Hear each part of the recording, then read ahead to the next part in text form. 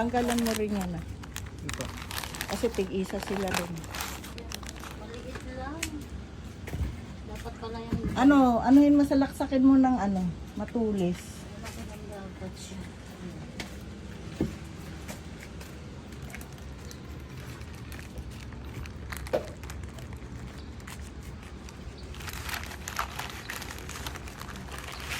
Yan, ito pa. So, bago mo ilagay pala yan, maglagay ka pala muna ng lupa. Ayan Saan po? Doon. Doon. Yung paso na dinala nyo, lagyan mo muna ng lupa bago natin ilagay ito. Sige po.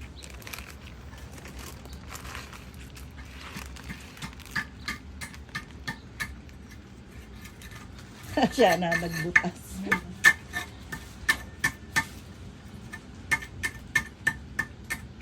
Ma'am, baka dito ma'am na gigiba po okay lang. Alin? Ito po. Hindi, sige, okay lang. Hindi naman tanggalin mo. Dadagdagan naman ng lupa yan. So, ayun, maglagay ka muna ng lupa yan.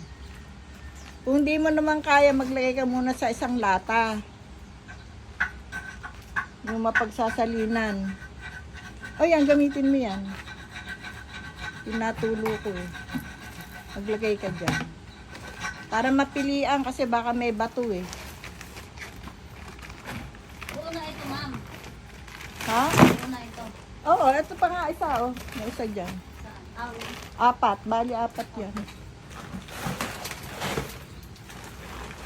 O yan, yung kaya mo lang muna. Ang bigat lalo.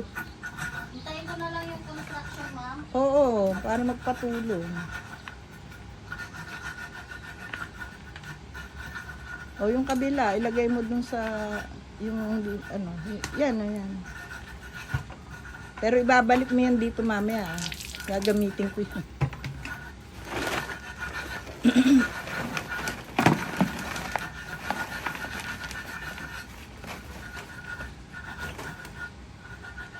Yan. Meron din ako biniling aning yung gamot sa namumuti-muti. Tinuro sa akin nung ale kung paano. Yung pang spray. O, spray. Okay ba to? Parang hindi gaano malaki. Tingnan mo rin. Kailangan malaki. Baka kasi bumurag. Walang butas yung dito na. Ito kasi si Pasa na nila yun.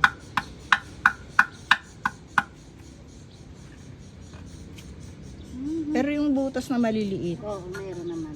Okay, Oo, kasi hindi napuno ng tubig yan nung umulan. Yan, dinamihan nila. Inano nila. Sino kaya nagbaray na nito? Dinarena nila eh.